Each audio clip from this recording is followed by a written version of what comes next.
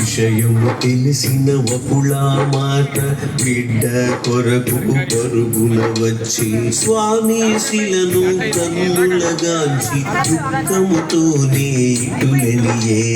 కోమలమైన దేహం నీది శిలగా మారిన చెందుకు తండ్రి. ఇద్దరి కోడళ్ళ ముద్దు మురిపెము నాకు దూరము చేసేదివే.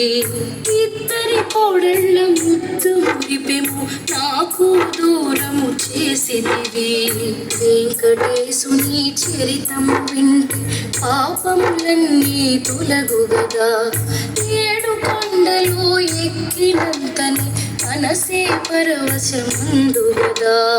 వెంకటేశుని చరితము వింటే పాపములన్నీ తొలగు గదా. ఏడు కొండలు ఎక్కినంతనే మనసే పరవశముందు గదా. వెంకటేశుని చరితము వింటే పాపములన్నీ తొలగు గదా.